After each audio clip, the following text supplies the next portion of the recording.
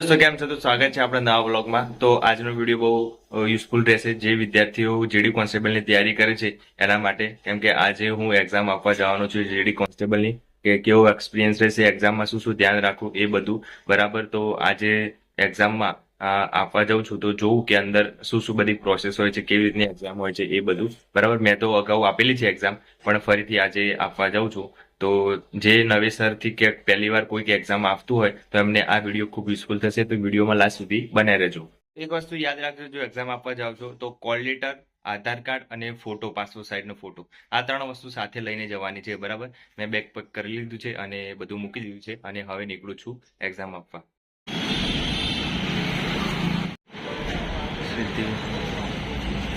તો આજે GD કોન્સ્ટેબલની exam આપીને આવ્યો અને એમાં કેવું કેવું રહ્યું એ તો તમને બતાવું. બરાબર.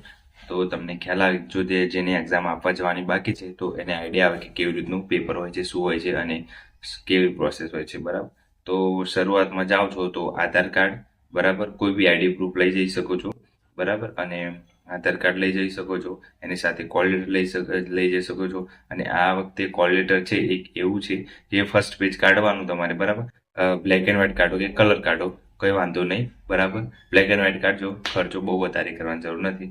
બ્લેક એન્ડ વ્હાઇટ કાઢવાનું, એમાં જ અંદર આપણે લખવાનું હોય છે. ત્યાં જશો તમે એટલે ત્યાં કહેશે જ રીતનું, એટલે ત્યાં જ લખવાનું છે અને ત્યાં સાઇન કરવાનું છે, લેફ્ટ થંબ મારવાનું છે. કોલ લેટરમાં જ બધું આવી જશે. બરાબર. એ રીતનું કોલ લેટર આ વખતે નીકળ્યું છે નવી.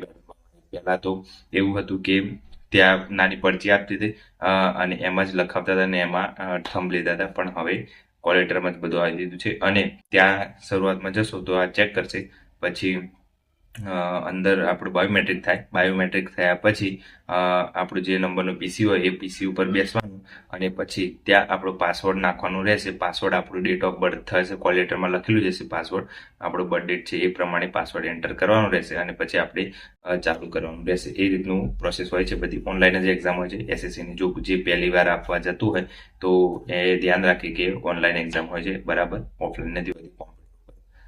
જો કદાચ તમને આવડતું નથી તો તમે ત્યાં આજુબાજુ ફરતા જ હોય છે સુપરવાઇઝર, તો એમને તમે સલાહ લઈ શકો છો, એટલે તમને શીખવાડી લેશે. કશું કરવું નથી. કારણ મેન વસ્તુ એ છે કે તમારે ટીક કરવાનું સાઈડમાં ખૂણામાં અને પછી સેવ કરવાનું. ટીક કરવાનું, સેવ કરવાનું, ટીક કરવાનું, સેવ કરવાનું. સેવ નેક્સ્ટ વાળું નીચે ઓપ્શન હશે, ત્યાં ટીક કરવાનું, પછી સેવ નેક્સ્ટ કરવાનું. ટીક કરવાનું, જે જવાબ આપણને આવડતો એબીસીડીમાંથી એ ટીક કરવાનું, પછી સેવ નેક્સ્ટ કરવાનું. તો ગુજરાતી લેંગ્વેજ સિલેક્ટ કરવાનું આવશે. જ્યારે શરૂઆત કરો છો ત્યારે ગુજરાતી લેંગ્વેજ સિલેક્ટ કરવાનું છે. ગુજરાતી લેંગ્વેજ સિલેક્ટ કરજો જે ગુજરાતીમાં એક્ઝામ આપવાના છે. અને ઇંગ્લિશ મીડિયમમાં આપવાના હોય તો ઇંગ્લિશ સિલેક્ટ કરી દેજો, વાંધો નહીં આવે. 3 લેંગ્વેજ આવશે, ગુજરાતી, અંગ્રેજી અને હિન્દી. બરાબર. તો ગુજરાતીમાં આપવા તો ગુજરાતીમાં આપણે સિલેક્ટ કરી દેવાનું અને પછી પેપર ચાલુ કરી દેવાનું. અને પછી 1 કલાકનું પેપર હોય છે, એટલું ધ્યાન રાખવું. 1 કલાકનું પેપર હોય છે. એક પ્રશ્નના 2 માર્ક્સ હોય છે. બરાબર. 80 પ્રશ્નો હોય છે અને 160 માર્ક્સનું પેપર હોય છે. બરાબર. અને ખોટો પડે તો 0.25 માર્ક્સ કપાય છે, એટલે બધા કરો તો પણ વાંધો ના આવે. 1ના 2 માર્ક્સ હોય છે એટલા માટે. બરાબર. બીજી વસ્તુ કે ચાર ખોટા પડે ત્યારે આપણું 1 માર્ક્સ જાય, એટલું ધ્યાન રાખવાનું.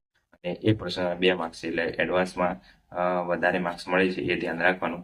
અને સિલેબસ ના ખબર હોય તો કહી દઉં કે 20 પ્રશ્નો મેથ્સના, 20 પ્રશ્નો રિઝનિંગના, 20 પ્રશ્નો જીકેના અને 20 પ્રશ્નો છે એ તમે જે પાઠ ચોથો છે એ છે અંગ્રેજી કાં તો હિન્દી, બંનેમાંથી કોઈ એક લેંગ્વેજ સિલેક્ટ કરવાની, એના પ્રશ્નો આવશે. બરાબર. તો હિન્દી સિલેક્ટ કરજો તો તમને સારું રહેશે. બધા પર્યાય શબ્દો, રૂઢિપ્રયોગો એ રીતના. અને છેલ્લો 5 પ્રશ્નો હોય છે એ ફકરામાં લાઈન ગોઠવવાના હોય છે, એ પ્રમાણેના 5 પ્રશ્નો હોય છે. એ રીતનું હોય છે. એટલે સિમ્પલ આવડે એવું જ છે. પેપર એકદમ આવડે એવું જ છે, પણ થોડો ટાઈમ ખૂટે એવું હોય છે, કેમ કે રિઝનિંગ થોડુંક વધારે છે અને મેથ્સ વધારે છે. એટલે મેથ્સ જો આવડતું હોય તો પહેલા મેથ્સ કરો, રિઝનિંગ આવડતું રિઝનિંગ કરો, જીકે કરો. મેં પહેલા હિન્દી કર્યું, પછી જીકે કર્યું, પછી રિઝનિંગ કર્યું અને મેથ્સ છેલ્લે રાખ્યું. બરાબર. એટલે ઓલમોસ્ટ બધા હું ટીક કરીને આવ્યો છું, એટલે વાંધો આવ્યો નથી. એટલે બને ત્યાં સુધી તમે જે યોગ્ય લાગે એ રીતના કરી શકો છો. એટલે જીડીએની એક્ઝામ છે સૌથી છેલ્લી ઇઝી એક્ઝામ હોય છે.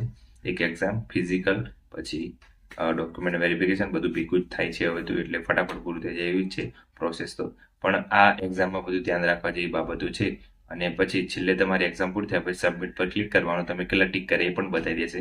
અને ગ્રીન હશે જે સાઈડમાં તમે પ્રશ્ન હશે અને ગ્રીન થાય અને એને સેવ નેક્સ્ટ કરો એટલે ગ્રીન થશે તો તમારું પ્રશ્ન સેવ થયો હશે. રેડ હશે ત્યાં સુધી તમારે સેવ કરવાનું રહેશે, એટલું ધ્યાન રાખવાનું. બાજુમાં ગ્રીન થાય તો જ આપણું પ્રશ્ન સેવ થયો એમ સમજવાનું નહીં. તો અમુકને ખ્યાલ નથી હોતું કેવી રીતના સેવ કરવાનું, શું કરવાનું, એટલે સેવ નેક્સ્ટ કરીને જ આગળ ક્વેશ્ચન જવા દેવાનું. બરાબર, આટલું બધું ધ્યાન રાખવાનું. અને છેલ્લે પાછું બાયોમેટ્રિક થશે, ફોટો પાડશે અને લેફ્ટ ટર્ન મુકાવશે અને પછી તમને ઘરે લઈ જવા દેશે. બરાબર, તો આટલું ધ્યાન રાખવા જેવું છે. રફ ફેચ પણ તમને ત્યાં આપશે, પેન લેવાની જરૂર નથી, પેન પણ ત્યાં જ આપશે તમને. બરાબર, ખાલી તમારે કોલ લેટર, આધાર કાર્ડ લઈને જવાનું છે, બસ બીજું કંઈ લઈને જવાનું નથી. બરાબર, પેન પણ ત્યાં આપશે, એટલે બિંદાસ જવાનું. અને એક્ઝામ છે એ જે ટાઈમ આપેલું છે એના 1 કલાક પહેલા જતું રહેવાનું, એટલે બધી પ્રોસેસ કરતા વાર લાગે. એટલા માટે આ બધી આ છે. કોઈ મેં ડાઉટ હોય તમારે તો કોમેન્ટ કરી શકો છો, તો એનો હું જરૂરથી તમને આન્સર આપીશ. મને એવું લાગ્યું કે જીડી કોન્સ્ટેબલનો વિડીયો બનાવવા જેવો છે, તો પછી ગુજરાતમાં હવે વેટેજ વધી ગયું છે કે ભાઈ કે ક્રેઝ કેન્દ્રનો આવી ગયો છે, તો હવે બધા સેન્ટ્રલ એક્ઝામ આપવાની ચાલુ કરી દીધી છે. એટલે જીડી કોન્સ્ટેબલના બહુ બધા વિદ્યાર્થીઓ આવ્યા હતા, એટલા માટે પછી મેં વિચાર્યું કે હવે બનાવી દઈએ આપણે વિડીયો. બરાબર, કંઈ બી તમારે ડાઉટ હોય જીડી કોન્સ્ટેબલ વિશે તો મને કોમેન્ટ કરી શકો છો, હું રિપ્લાય આપીશ. બરાબર, તો આજ માટે આટલું રાખીને ચેનલ પર નવા હોય તો સબસ્ક્રાઈબ કરી દેજો. જય હિન્દ, જય ભારત.